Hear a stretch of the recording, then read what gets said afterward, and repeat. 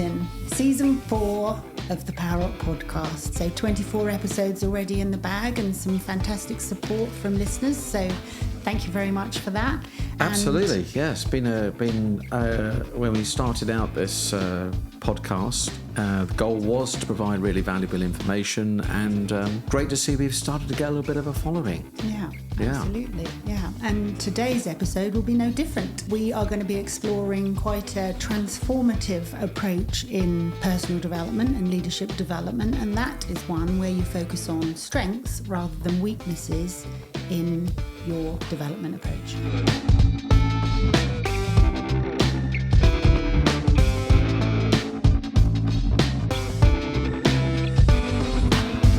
This philosophy of developing strengths over fixing weaknesses literally sits at the very core of what we do, right, across all the businesses we're in. In fact, when we first started the business 15 years ago, having been in developing people for 12 or 13 years at that particular time, with a previous organisation, the one thing that I absolutely knew to be true about developing people, and I felt very passionate about, was that people do their best work when they're honouring their natural occurring strengths, their natural talents. When you give people an opportunity to do more of what they're great at, they're going to feel stronger, more confident, and they are likely to do a better job. And enjoy what they're doing. And they're going to be happier, and they're going to be happier. So that's what really sat behind the corporate business, natural direction. I couldn't be more excited about talking about this subject. Look, it's one of these things that everybody knows makes absolute common sense, but finds really, really hard. I'd ask any audience, do you think you should develop your strengths? Or do you think, in order to progress, in order to get better, in order to improve, do you think you should develop your strengths, or would you be better off fixing a weakness? Now, everybody intellectually knows the answer, all right? They always say, yeah, well, of course, yeah. I know that I should be developing my strengths, but we have this strong propensity to move towards a negative bias. Yeah, we're fighting years of conditioning, and we'll explore that as we go through this. And that's essentially what we want to deal with. That's essentially what, it's not like someone's hearing this and saying, oh, yes, I know this. You might know it, but are you doing it? Yeah. We want to give you a framework, one, the encouragement, two, the belief, and then a framework to actually go and do it and feel strong about doing it, and not feel that you have to go and work on those areas that you've been told all your life that you're a little bit weak at. And that don't inspire you. No. It's not going to make an impact on your overall performance. So in terms of what we're going to cover then, we're going to talk about a strengths-based approach and what that actually means. And then we're going to give people a framework in 3 areas to actually go off and do this for themselves. This is a simple framework which we devised to help people, number 1, know yourself, 2, accept yourself, 3, you can then be yourself. We'll unpack each of those and talk about what you could do in each of those 3 key areas, and some tools and ideas and strategies for working each of those 3 areas. So taking the first one then, in terms of a strengths-based approach, intuitively, I think I understand what that actually means. But, what's the background of the strengths-based movement, and why did you get really inspired by it all those years ago? I think, first of all, if we take a sort of snapshot of development, or what we consider to be development, we tend to start from a place of sort of deficit mindset. I need to get better. What's not working? That's the natural place we go. And, if we go back to our schooling years, or even parenting, for the best part of the time, our parents are trying to keep us from killing ourselves, injuring ourselves, falling off a chair, walking in the middle of the road, diving into a swimming pool when we can't swim, etc. There's a lot of no's, isn't there? Right? It's a lot of prevention. As we know, and all the literature that's been written around schooling and education is all about reinforcing the positive. But we're working against a traditional mindset that, we are there to correct I mean, if I think back to when I was at school, yeah, I think there was a much stronger bias there towards correcting, telling you off, putting you in your place, rather than perhaps what we may see today and, thankfully embrace is a much more supportive, encouraging, enabling and celebrating of what somebody does well, as opposed to when they're not doing well. I mean, even thinking back to the old school report, it was always the tick, tick, tick. Oh, could do with some work in this particular area. Yeah. And that's where your parents would encourage you to focus, and then track and see how you're doing, when the next report comes round. It was always focused on improving the things you didn't do so well. Yeah. And certainly back in our day, Lisa, we'll remember those little paper, actual physical paper with proper biro writing on it, where they would write in a red pen and give you your grades, and we'd flick through and I've got a couple of A's, a B plus, and then you scan your eyes down and you see there's a couple of D's. Yeah, and sometimes, I don't know if yours was the same, but written in a red pen. Yeah. So it was actually highlighting a beacon of weakness. That was you're included. walking home, clutching hold of your report, because it used to be given to you to have a look at. Yeah. And you clutch hold of it and you're trying to work out your story, how you're going to defend yourself against the negative results. So you can see it's deeply ingrained in us, this idea that we should pass everything. We should be great at everything. I think culturally as well, there is a negative association with talking about what you're good at. Wouldn't go so far maybe as bragging, but that sort of energy is not encouraged generally, particularly in Britain, is it? Not at all. One of the key questions we ask in one of our programmes, which we'll talk about later, is what one thing in the capacity of your work are you great at? Are you extraordinary at even? People find that very difficult to answer. In fact, what they will tend to do is they tend to lower the bar, and they'll turn to their neighbour and say, well, I wouldn't say I was extraordinary, but I'm a pretty good communicator. We're not in the habit of thinking in terms of being great. We're, in the habit of being okay, being satisfactory, passing. We don't set our heights necessarily on extraordinary. We much prefer probably to talk about where we're not so great, and that probably is more of a British thing than maybe than other parts of the world as well in particular. But back to the schooling, I remember my first son James when he first faced going through GCSEs, and I was explaining to him, he was sort of saying, I don't really like all these subjects, and I said, look, life isn't about you being great at everything. However, it is about you being great at the things which you're great at, right? Because if you're great at the things you're great at, then people don't notice so much the weaknesses. Of course, that didn't actually, fell on deaf ears and take any notice of that whatsoever. But you can see there from those early years presented with 10, 12 exams or whatever, you're trying to pass them all. Yeah. You're trying to get good grades to get into a better school, better university. And I kind of understand it is about your ability to be able to take in information, learn, and then be able to play it back. But also, unfortunately, it comes with this mindset, I need to be great at everything. Yeah. And therefore I need to pass everything. And therefore, unless I'm perfect at everything, then that's never going to be good enough. I know, and if you think about it, you have 16 years in the education system, or 15 years having to try and be great at everything before you actually get to even think about your strengths and what you're good at, and start to narrow it down when you go to college or then eventually university. 16 years, that's a lot of conditioning. It's a lot of conditioning. Happened. And then, of course, maybe slightly less so now, I certainly wish for this anyway, is that people arrive at a place of work, particularly in sort of professional setting, and they're likely to be presented with a list of competencies. Here are your competencies. You need to be demonstrating skill in each of the following areas. It's the same thing again. And then, of course, appraisal systems start to kick in. Yeah, and they often have the dashboard with the green and red indicators on them as well. And the conversations do centre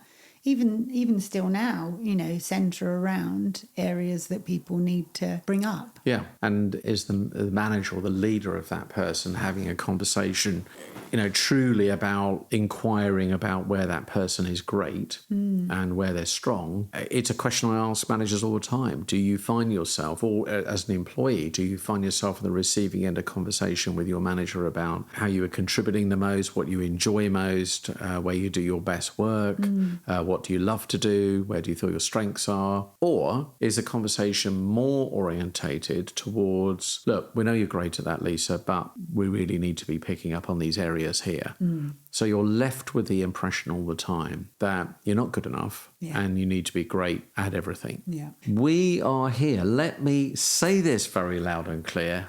If we don't say it once, we're going to say it over and over again. If we can try and convince any listener not to have this continued obsession with trying to be great at everything, but learn to be able to celebrate what you are great at, what you were brought on this earth to do, and to do more of that. That's not to say, by the way, let's just put a little caveat in here. It's not to say that we should completely ignore those things that are crucially low. Let's put it like that. If they are fatally low, if you're particularly weak in an area and that could at a later point derail your career. Yeah, if it's that's a different something story. That's critical to your role. Yeah. I think we use the example, if you're in air traffic control and you've got a low attention to detail. Exactly, yeah. That's fatal. That is definitely fatal. In many senses of the word. I think there's also really strong evidence to back this up. This isn't just our feeling on the subject, but the evidence is really clear, isn't it? Particularly from our partners, Sanger Folkman. And in the work that you do with leaders and the 360, that they have spent many years, researching and building the evidence around that. The stats are very clear. There's in that particular model, there are 19 leadership differentiating competencies. If you have 0 of those at the 90th percentile, you're likely to be in about 34th position. So either 66 other leaders in a row better than you out of 100. Interestingly, if you have just one of those at the 90th percentile, one of the 19, you're elevated to the 64th percentile overall impression of you as a leader. Now that is a 30-point jump for being great at one thing, which clearly shows there's a halo effect kicking in here. Yeah. When you are brilliant at one thing, it raises their overall impression of you. It's not about being brilliant at everything. You don't need to be brilliant at everything. In fact, when you think about famous people, successful people, sports, education, politicians, whoever it is, and then you ask yourself, okay, how many things are they famous for? Or how many things are they brilliant at? How did they generally stand out for something? It's one. Yeah. It's generally one thing, and everything else is built around that.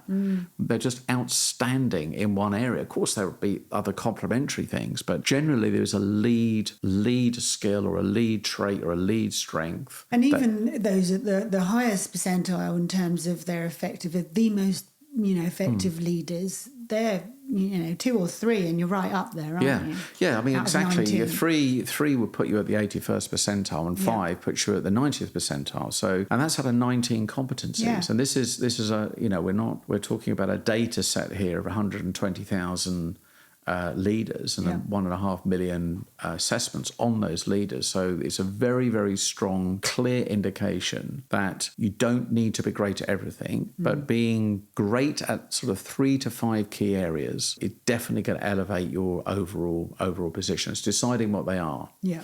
In fact, one of the things that Jack Sanger repeatedly says is that, extraordinary leaders are not defined by the absence of weakness. They've still got weaknesses, but they're more likely to be defined by the presence of 3 to 5 strengths. Yeah. It's an interesting dynamic because when somebody is super strong at something, it's interesting how we are likely to be a lot more forgiving of those things they're not so great at. Whereas if somebody is average at a lot of things and they're weak in a certain area, then it kind of shines through. Yeah. So cultivating the strengths, making them stronger has a double impact there of one, elevating your overall position, but you not needing to be great at those other things. People care less about it. They're not likely to make up for it or help you. And the knock-on effect of that as well is that those leaders have higher engagement in their teams. Their teams are less likely to leave the organisation. They have higher productivity and a number of other hard organisational measures. So, the evidence for this is pretty compelling, I'd say. And Marcus Buckingham, a well-known writer in this subject, originally worked for Gallup, worked on the Strengths Finder tool, which is a great tool, by the way, for measuring strengths. In his studies and research combined with Gallup, I would urge people to read that material. We could throw hundreds of stats at you. You only got to jump on the internet and just plug in what's in evidence to suggest that building strengths over weaknesses, and there is mountains and mountains of evidence. The other thing I think to mention here also is that if you look into the history of psychology, psychologists for many, many years, it was the study of, they spent most of their time studying why somebody was not behaving to a so-called norm, right? So we measure what normal looks like. We then measure somebody who, we do experiments on people who aren't exhibiting those behaviours, and then we try and work out, and so the studies were much more looking at ailments and problems, as opposed to Martin Seligman, who was a sort of pioneer in what's currently called sort of positive psychology, where he started saying, well, why don't we spend more of our time looking at what is working? When somebody is happy, motivated, fulfilled, good at something, what is it they're doing? It's not necessarily the opposite of someone who is unhappy. So it's not a complete reversal. And Marcus Buckingham talks a lot about this in his work as well. You would think that happy people, unhappy people do this, and then happy people do the reverse. Actually, it's not. No. It's two different sets of things. And that's why what Martin Seligman was saying and his colleagues were saying, let's spend more time studying why somebody is successful at something. And let's write literature about that rather than only focusing our psychology on this sort of deficit mindset. I mean, it's funny, just as you were talking about that, even if you think about the health system and the way that doctors work, they work on ailments and issues and addressing something when it's got to that stage. But if and I'm there is a lot of research around more holistic approaches, but that's interesting if you can focus on one or two small things. Actually, Michael Mosley, the guy who sadly just passed away, that's what his research was how you can focus on one or two things and do them really well, and it lifts your health. In the same way we're talking about here with strengths. Yes, I mean, if doctors got paid for people being healthy, as opposed as it's again a very different mindset. There's some cultures, some parts of the world where they do that. Their focus is on, it's all about prevention. It's studying what creates good health and then doing those things, not waiting till you become unhealthy and then trying to fix it. Yeah, exactly. So the whole argument here is to move away from, for things to get better, I need to go and fix something.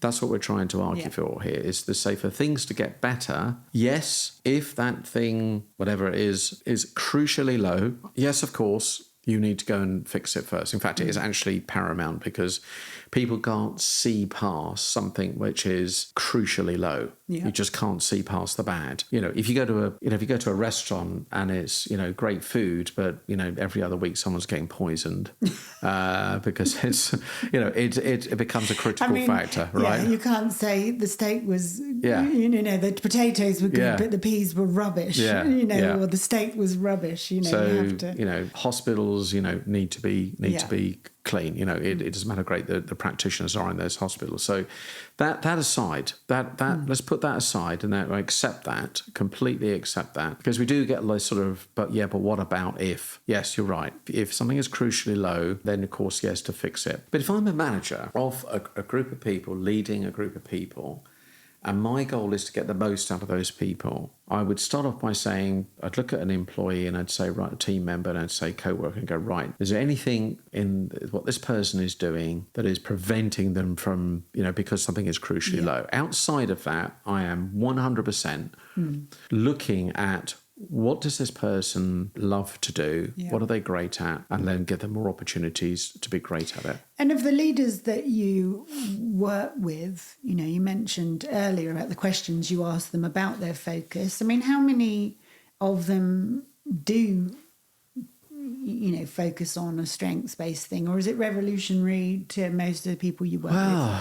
That's a fascinating question. And it always fascinates me, and I'm still asking this question that I proposed earlier. When you think about improving the performance of your team, do you tend to focus on developing their strengths or fixing their weaknesses? And some audiences will leave that session having gone through it, and they'll say, it's such a revelation. It's such a lovely revelation that I don't need to be focusing on my weaknesses. And I'm thinking, where have you been? How have you not come across this concept? Because some cultures, both countrywide in terms of, geographic location, and secondly, the culture of that company, they're so far behind in their thinking. They're so entrenched in this idea that there is maybe an appraisal system, top grading system that expects people to progress at everything. They still have a tendency to want to go down that route of thinking I need to be great at all things. Which is weird, because managers and leaders often find it difficult to have those conversations, particularly when they've got to tell someone, deliver a difficult message around a weakness, maybe. So surely, this approach leads to much more enjoyable conversations, much more positive conversations for the leader delivering it and the employee on the receiving end. I guess it depends, again, culturally, what the expectation is. If you're a manager and you're trying to demonstrate that you've led your team successfully, and a measure of that is how many of them are performing against this number of different competencies, you will feel it's upon you to make sure everyone's up to a minimum standard. Yeah. So that's where your energy goes. You're not trying to get everybody to be great. Yeah. You're trying to get everybody up to an acceptable level to show your boss, hey, look, all my people are okay. Nobody is... The mediocre. Yeah, the system is failing them. And we'll touch actually a little bit later on, won't we, on how to encourage this in an organisation, the sorts of things that you need to look at in terms of systems and behaviours. Gallup famously did a study many years ago where they asked managers, do you tend to focus on developing strengths or fixing weaknesses? I think it was something like 70% of managers answered in terms of favour of developing strengths. Yeah. They then went and spoke to the employees of those managers and asked the same question. What has been your experience in the last 6 months of your manager? Do they tend to have conversations with you around you're developing your strengths? Is that an actual conversation they would have? Do they actually use that language? Do they ask you what your strengths are? Do they talk about where there are opportunities to utilise them? Or do you find yourself on the receiving end of a conversation which is more about fixing something that's not working or getting better at something which isn't quite up to standard? And not surprisingly, the answer is the reverse. It's something like 65% of 70% of the employees felt it was more focused on a more negative bias. Yeah. So even though the manager thinks that's what they're doing, or they think that's what they should be doing, it's not actually really showing up in a positive way. I have to say, the good news is in the last, say, 15 years, there has been a steady increase in the likelihood that managers are indeed focusing on developing people's strengths. So there's definitely a positive movement towards it and a greater acceptance of it. Why? Because organisations are changing the way they're measuring people. Yeah. They're changing the way they're appraising people, and therefore, with the development of coaching as a methodology and empowerment, etc., it all kind of goes under the same roof. And therefore, I think people feel a lot more comfortable with the idea that for things to get better, I don't need to immediately go and prove to someone I'm fixing something. Yeah. So that's great news. Question is, how do you do it? How do we do it? Yeah. Well, we've got a simple 3-part framework I mentioned earlier. Firstly, we call it know yourself, accept yourself, be yourself. So let's look at the first one, know yourself. The idea here is, and I think you said earlier, through 16 years of schooling, no one really asks you a question around, what are you, well, maybe they do now, but, what are you great at? I think they do more now. I think, yes, I possibly do. Absolutely, yeah. When you're in your career, you need to get to a point, okay, you've got to get through the basic training and you've got to get to an acceptable standard and a whole number of different protocols, etc. But let's assume you've got past all that, because there are certain baseline requirements right across the piece. You can't just ignore not being organised or not being punctual. Yeah, your foundational stuff. Let's get past all that. But knowing yourself is saying, okay, whatever role you're in, whether you're a leader, manager, supervisor, whether you're a negotiator, whether you're a health practitioner, whether you're an accountant, what doesn't matter what it is, whatever particular role you're in, engineer, whatever. You then start asking yourself, when I'm having my best days, what is it I'm doing? What are those activities? What are the things I'm really, really great at? And it's starting to look inward at yourself and saying, know yourself thoroughly. Know yourself in terms of your natural occurring strengths, your behavioural style, your leadership style, your learning style. What is it you do naturally well? And I think for some people, you've got to sometimes move beyond a long-held identity, as well. You might have to go back to the roots of what you enjoyed and what you enjoyed when you were maybe younger, because you might be in a career that, you've ended up doing something that maybe wasn't quite aligned to your true passions. So you've got to sometimes dig a little bit deeper here. My example around that is, I've always been quite good at, organising things and being quite, efficient and project management and all of that sort of thing. But I've always loved the more creative side of things. And actually, when I first left college, I wanted to do a more creative career, but my mum said, join Ernst & Young first. Get that under your belt and then you can go off and do your fancy things. Stuff, yeah. And I'm glad she did. But just in the last few years, I've been much more able, through the work that we're doing together around product development, to bring that creative side to the fore. So sometimes you have to actually look quite deeply and reflect quite deeply into the things that you're truly passionate about and good at. Absolutely. And sometimes that, you can end up taking a career path that you've been kind of pushed down to a certain extent. And a lot of parents might, tend to do this. It's all, done with good intent. But if that person isn't particularly happy in that role and they're not really enjoying themselves, come on, we spend a lot of time at work. Yeah, you don't have to slog it out for 40 years. No, you've got to be spending 70% of your time in any typical day doing things you actually enjoy. 30%.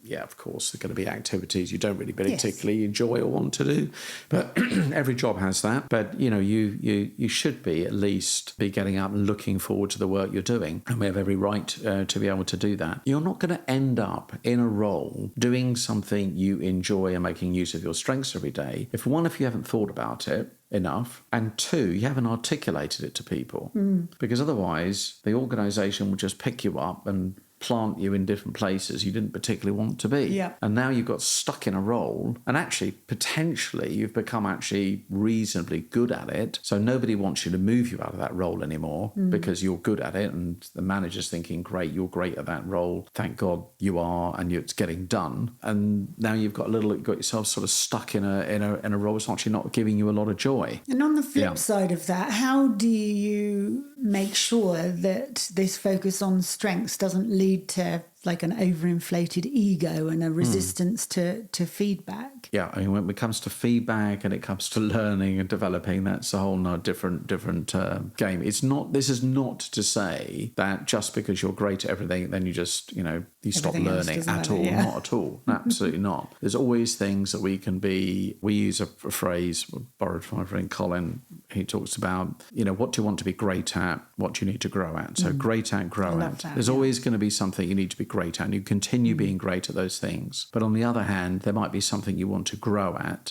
Again, it's something you want to grow at in the context of something that you enjoy doing. If I'm a sprinter, I might be pretty good sprinting, but actually, the strength in my sprinting is the last 30 meters. But actually the thing I really need to really grow at is coming out the blocks. My time isn't that quick. Is there something complementary to my core skill that would actually help elevate the key skill? It's interesting. I was listening to a podcast on the way here, and it was an actor. I hadn't actually heard of him, but apparently he's very famous, American actor. And he was... he sort of quite famously turned down some very high-profile roles, but he said from a very early age, he just knew he had to be true to his strengths. And actually, once he did that, long-term, many more opportunities were opened up to him because he wasn't trying to be all things to all people, but he knew very clearly that his talents particularly lie in a particular type of stage acting. And he focused on that and turned down other roles that directors were trying to get him to do. And that's a similar thing. Absolutely. That's a great example. And it's, maybe a little bit of bravery along the way to be able to say no to certain things. But you can only do that if you know yourself. And that's why I come back to this point about knowing who you are. And there's different ways you can do this. One, just by asking yourself the question, when I'm having my best day, what do I feel great at? What sort of things, do I enjoy doing? Just by your own assessment of yourself, where you've in reflections. And then the second thing is doing, some of these tools, like StrengthsFinder 2.0. If you buy the book, there's a little assessment at the back end of the book. And we can put a link, We'll put a link in for that. I think Marcus Buckingham has a test. We'll put a few links into a few of these. And of course, there's the Zinger-Folkman one we use for leadership specifically, measuring leadership ability, strengths. And then each of these will give you a flavour of by answering tons of questions. It will come out with 5 or 6 core strengths. And you'll kind of look at that and go, that's me. That definitely sums me up. And then you can start to use that to say, why did I put myself in more positions where I can actually make use of these natural occurring strengths? And in combination with some of those tools like the Zinger-Folkman 360, it's good to get a view from other people as well, whether you just ask them or, to ask others what they think your unique talents or strengths are. The heart of the absolute heart of this I mentioned earlier is to work within your nature, work with your nature, not against it. The reason nature is such an amazing, beautiful thing to observe is that it's doing what it does best. You plant a seed in the ground or an acorn in the ground, and guess what? It's going to grow into an oak tree. It does it really, really well. Does it better than any other tree, right? Really does it well, right? And so, and nature has a way of working within itself. There's an old Sioux Indian saying that says, no tree has branches so foolish as to fight amongst themselves. And the idea is that, if you look in a garden, busy time of the year, here we are in July in the UK, well, not being the greatest summer, but... My garden looks like a load of triffids. It's certainly getting its share of a bit of sunshine. Lots of rain. And plenty of rain at the moment. And things are growing well, right? And... what plants have a habit of doing is they find the sun. If they're under a bush, they start creeping out across the lawn to try and get to the... it's just fascinating, isn't it? And you look into a scene of nature. You don't look into a scene of nature and think, what a ridiculous place to put a mountain. No. Why is that stream going? Who put that forest there? Everything looks in its perfect place.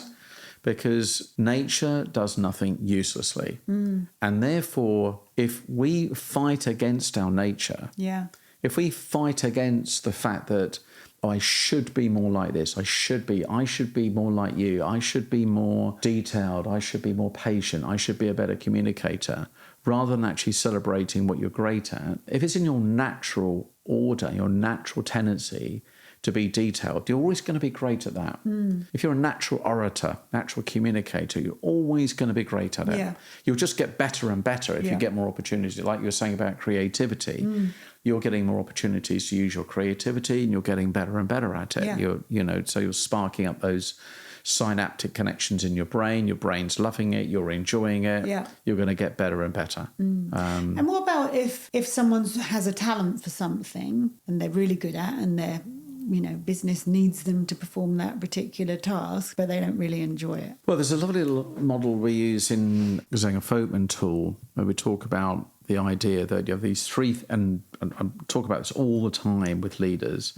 Happiest, most motivated people I meet are doing something they love, something they're good at, and they're putting it to an organisational need. Yeah. And of course, if you're great at it and you enjoy doing it, but there isn't a high organisational need for it, you're dangerously in the area of hobby, aren't you? Yes. Right. Yeah.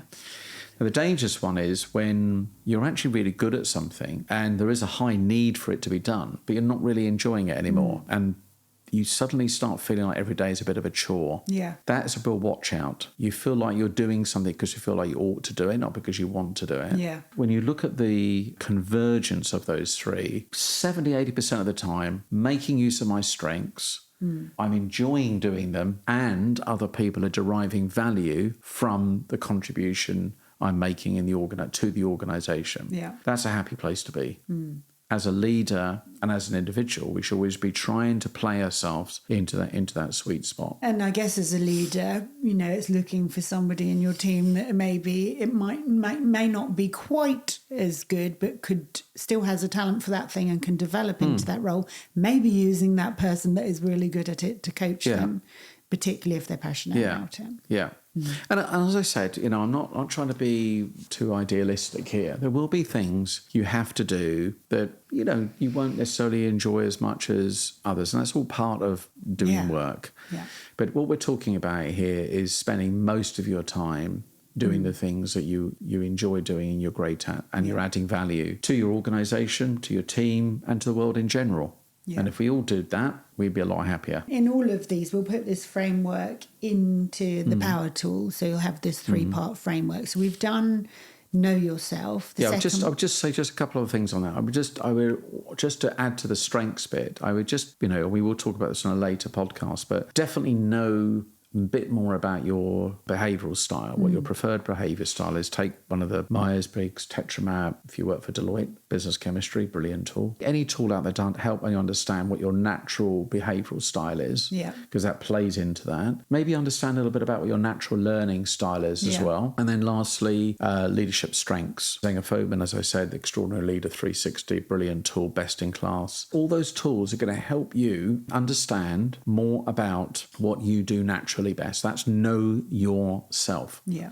The idea behind it, central idea behind it, is that you can then communicate. You can go, oh yeah, that's me. That's what I love to do. And then you can communicate it more clearly to other people. Yeah. And make decisions based on it in terms of opportunities. When somebody says to you, oh yeah, you're not very great at absolutely, you don't seem to be great. Yeah, you're absolutely right.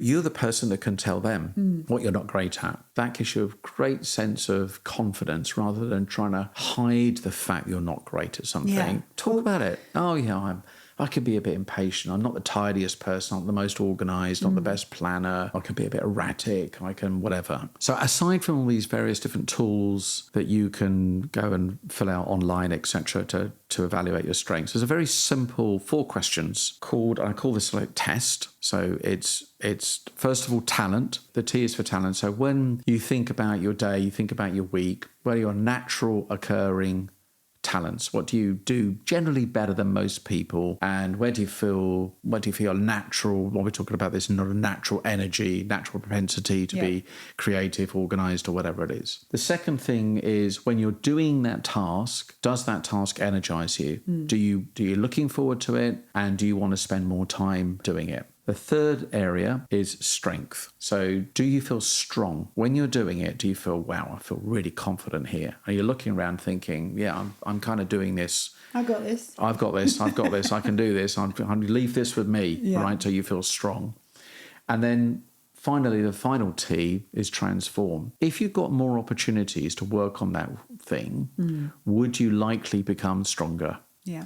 So it's a way of testing if something is a strength. That's the idea. So think about a subject and then run yourself through those 4 things. And if there's a big tick against all of them, then it's likely to be a top strength of yours. Brilliant. And again, we'll put that in, you'll find that in the Power Tool, so you can download that using the link. And that leads into the second point, doesn't it? About accepting yourself, accepting the areas that you maybe are less strong in or weaker in. And I think this is much more psychological.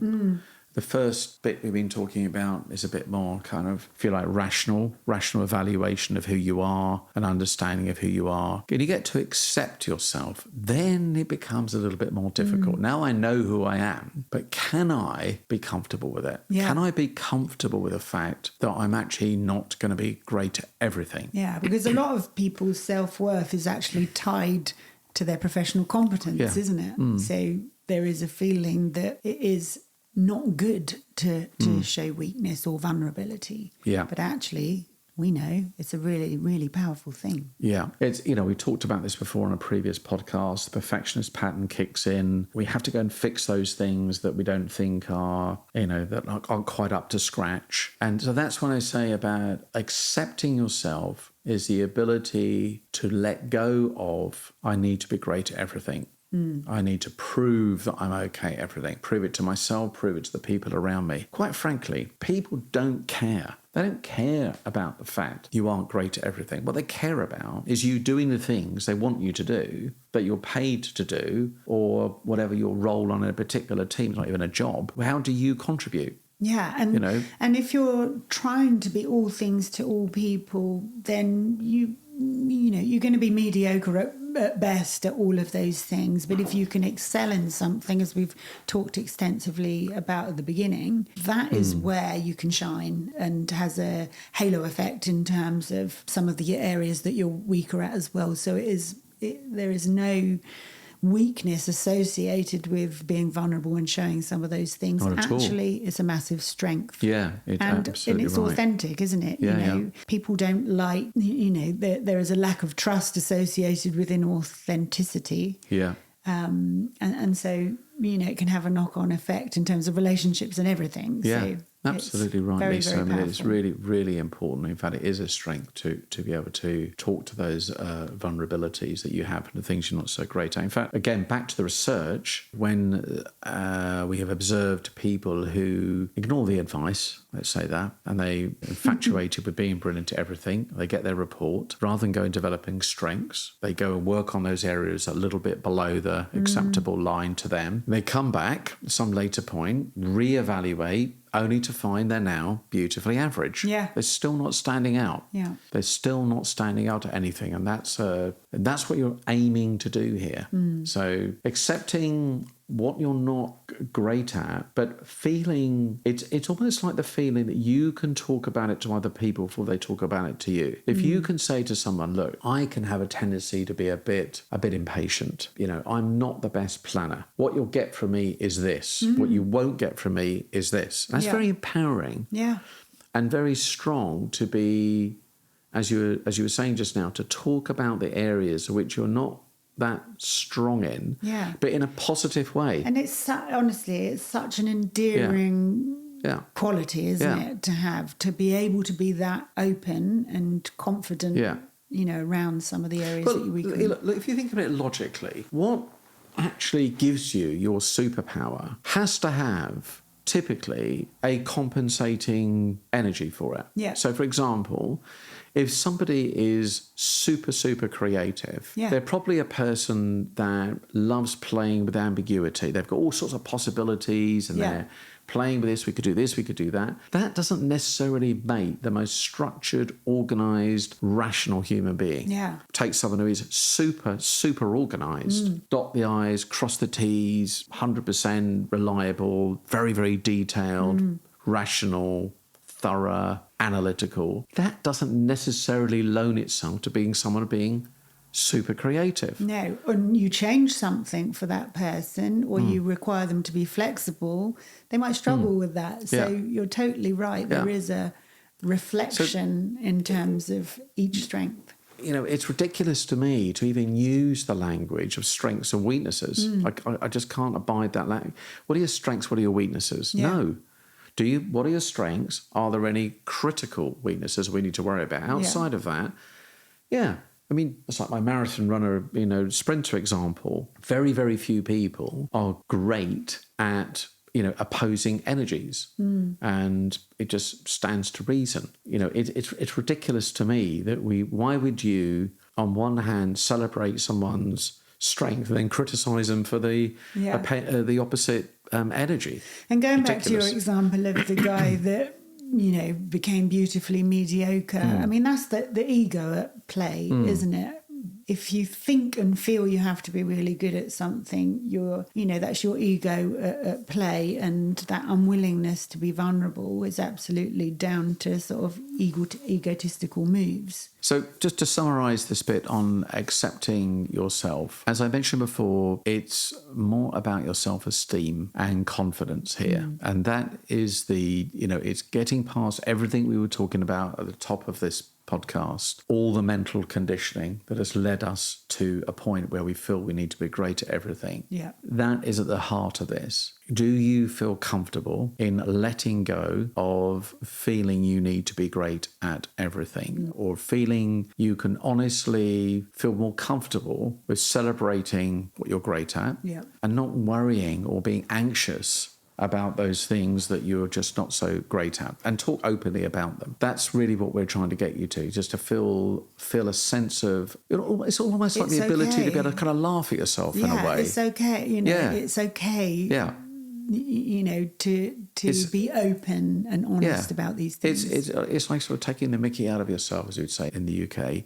It's just to sort of just have a bit of fun at yourself. I'm just not great at that. And it's massively that sort of freeing, attitude. Actually, hugely as well. freeing. It takes a lot of stress out of things. Yeah. And actually, just one final thing on that, I really like, again, what Colin says. He always says, build your strengths and buy your weaknesses. Yeah. And I think that is very good advice. Buy in inverted commas. Yeah. Find someone in your team who is good at doing Absolutely these things. right. And they're going to be happier for it, right? They'll enjoy doing it for you as well. So, absolutely. Okay, finally, where do you arrive at if you've done the first two? You arrive at a place where you can be yourself. And I really mean that. Be more of who you are. We talk a lot about this in our Power Up program. It's not necessarily about wholesale change or changing yourself in any dramatic way. It's actually being more of who you are in the first place. Yeah, being authentically you. And that has a massive impact on you, as we just talked about, on your, the enjoyment of what you're doing, your self-esteem, your confidence, your relationships. I think it's a really powerful demonstration as well to the next generation, to your children. If you're willing to be vulnerable and recognize what you're great at and be vulnerable with what you're less good at, it's really powerful to the next generation, rather than them seeing somebody who is supposedly succeeding and is good at everything. We can help support this in the next generation. It's hugely empowering. And I'm pleased to say that there is a lot more conversations around authenticity. And what lies at the heart of authenticity is being who you are. Yeah. Not trying to be all things to all people, not trying to pretend you're all things to all people. By being able to communicate what you are, what you're not, then you can play in that space of being, truly authentic. And being authentic is a feeling, isn't it? Right? I feel your authenticity and I feel authentic. Yeah. Because I'm doing what I'm supposed to be doing. Yeah. And essentially this is a celebration of diversity, isn't it? If you're a leader of a team, get to know and recognise the strengths and play to those within the work and opportunities you're giving to people. Think how much more empowering that is to the people around you, one, to yourself and to the people around you, when you're allowing or celebrating, encouraging people to be authentic, because they're playing to they're doing what they love to do, doing what they enjoy, and you're finding them opportunities as often as possible for them to make use of those. One of the great conversations to have with your team is to say to them, let's say someone's been there a year, a couple of years, and if you say to your team members, co-workers, what parts of the job do you really enjoy? What aspects of the job do you enjoy? What aspects of those jobs do you feel most confident in doing? And are there opportunities where we could make more use of those things you enjoy doing and you're great at? An incredible conversation to be on the receiving end of. I mean, that's interesting. So if people are listening and they, totally buy into this and feel inspired by this, but know that they work in an organisation that is maybe, a big old oil tanker that will find it hard to turn around to something like this approach, so what they feel and are inspired by is at odds with the organisational culture. What advice would you give to them? I think, look, management leadership is a human connection between two people. I think that you can either be reactive to that large culture, and if that culture isn't arrived at a place in aligned to what we're talking about today, that doesn't mean to say you can't apply these ideas at all. You could be reactive to it. You could say, oh, well, my manager doesn't really, care about my strengths. I would argue against it. I would say if you sat down with any leader and you clearly articulate to them what your philosophy was about, I've done this work on myself, I know where I do my best work, and I feel at my happiest and most productive, and I feel I can add most value to the organisation by doing these things. What leader is going to ignore that? Yeah. And if that level, that leader or leaders or that organisation ignores that, then I would suggest it's time to leave. Yeah. All right? There might be a fatal flaw. That they might be a fatal flaw, exactly. It just doesn't fit with your... Yeah. Even in organisations, by the way, where they are very embracing of everything we're talking about here, there'll be managers that won't. Yeah. So, it's up to you as the individual to get clear on these things and get clear on your philosophy and then get clear on your thinking behind it. And then by communicating that clearly to other people, I just can't, if you talk to a leader, a manager about, I want to contribute more, I want to add more value, I feel I could be more productive here, or It's such a positive conversation, isn't it? Yeah. It's I mean, just think about it. We've got the point of recording this podcast. We're right in the middle of the Euros, right? So football crazy at the moment in the UK and across Europe. In the same way, they're all footballers. You've got 11 players on the pitch, and there's a lot of talk at the moment about the tactics and playing people in position and out of position. You can see they're all footballers, right? Yeah. Right? But if you're not playing the people in the right position, they simply cannot they cannot provide the highest contribution for the team. So it's a great example of it, is that if someone's meant to be on the right wing and you're putting them in, central midfield or on the left wing, of course they're not going to be as good. Yeah. All right. You don't take your striker and put them in goal and say, right, you try and save the, be the goalkeeper for the game. You're not going to be as flash, are you? You're not going to be quite as smart, right? So that's why I say about this formula of know yourself, accept yourself, and then you can be yourself. Whatever organisation you're in, I have a strong belief that if you can articulate those three things and talk about how you can add most value to the team, to the organisation in this way, then I'm sure they will embrace that. Yeah, no, I think that's very good advice. And for leaders then who are listening to this, it's about being a role model for this within your teams. And like we said before, taking time to understand the different strengths in your team and thinking about how you're organising the work to leverage and play to those strengths. Well, if I was a leader, I would start off by asking the question, and if they haven't already done some sort of strengths evaluation, I would get my team to do it. I would talk openly about it. I would talk about the fact that I don't expect everybody to be great at everything, but I do expect people to be great at the things that they're great at, that we expect of them. I would definitely go down that path. There's plenty of opportunities, even without spending money, to have the conversation. If you can spend the money on some sort of tool, that's great. But if you can't, even just asking the question, where do you do your best work? Yeah. What do you enjoy doing most? Maybe it could even be part of team meetings, couldn't it? Yeah. sharing conversations with each other about what they having see as conversations strengths. around values. What do you really value? What motivates you? Where, what do you get your greatest joy from? Work around purpose. All of these things contribute towards this feeling of being accepted and valued by your leader and by the organisation. And very, very powerful. Really raises self-esteem. It raises a feeling of worthiness and contribution on the part of every team member. And you're not making people feel bad for being what they are not. Yeah. All right. That's a very powerful thing.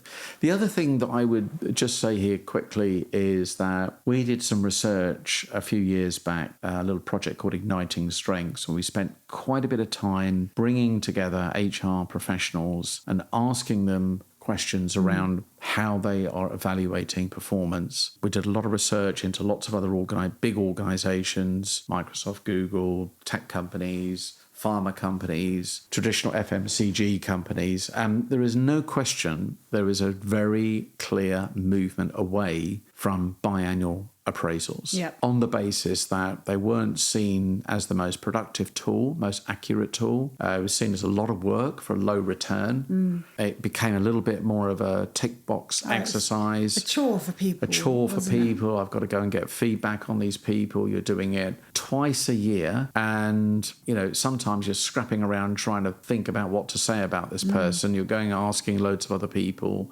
Then you've got the forced distribution, so you can't actually put what you wanted to put anyway. That caused a lot of anxiety and anguish for people. The movement essentially is, and that's that they tend to be quite looking backwards as well. Yes, yeah. Whereas the more contemporary view is, number one, I'm simplifying here, but the number one is to do regular check-ins. So over the course of a year, over the course of a project, if you're doing regular check-ins, pulse surveys, touch points. So what you end up with at the end of the year is 12, 15, 20 data points. Yeah. The problem with these biannual appraisals, if the last, month, a year, November, for example, was a bad year, it tends to get tainted by that impression. And you've forgotten all the great stuff they were doing in January and February. And also in professional services, quite often you might be out on a project for 6 months and the person that's doing your appraisal has no visibility of what you've been doing. So getting regular touch points, that's the first thing, to get several data points to say, here's the highs and lows, etc., and kind of average that out. The second thing is to ask more forward-orientated questions. There's a big difference between saying, how do you think about working with Lisa versus would you like to work with Lisa again? Yeah. All right. That's like saying, what was the restaurant like? Yeah. Oh yeah, it was pretty good. Yeah, it was actually, it was quite, we had some reason. Yeah, it was all quite good fun. Would you go there again? No, probably not. No. Well, why not? Well, it wasn't that great. Yeah. Right. So it's quite a big difference, isn't it? When you think about going forwards, would you go back to the restaurant? Would you rehire this person? Yeah. If you had the opportunity to work with this person again, would they be your first choice? If you had the opportunity to give this person the highest level bonus, would you give them that bonus? Do you think this person is ready for promotion? These are questions that are much more real. Future focused. Yeah, they're future focused. And because it's not retrospective with an opinion, you're now looking forwards. There's a big difference.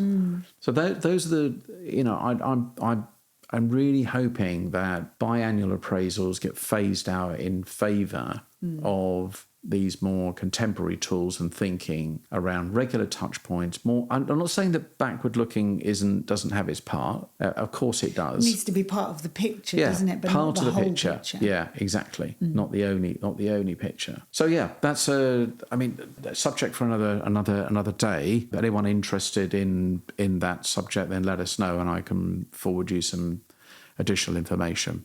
Yeah, so organisations, structures, systems, the way they appraise people, the way they evaluate people, the way they communicate. All this makes a difference to whether or not you're much more likely to embrace this sort of strengths-based culture, which we are strongly advocating here, in case you didn't notice.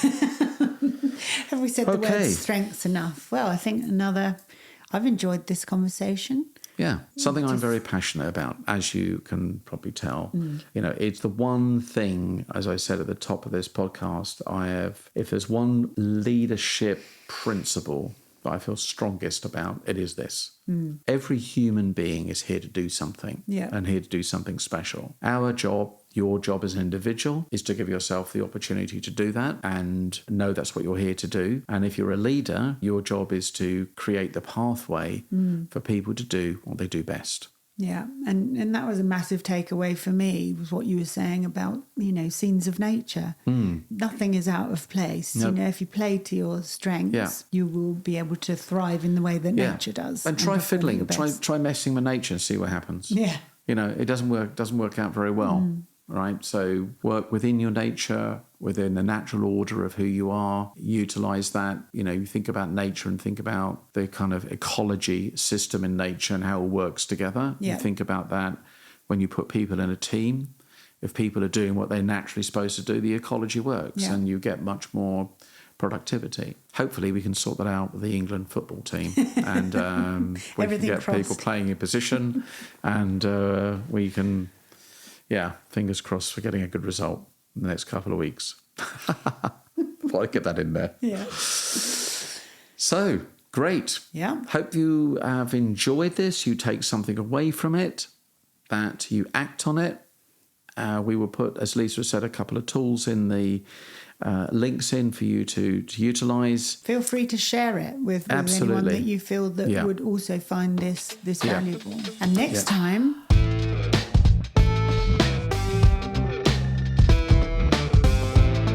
we're going to be talking about the surprising truth about confident people. What could that be? What could that be, I wonder? Yeah. So, look forward to seeing you on the next one. Thanks very much. Thank you.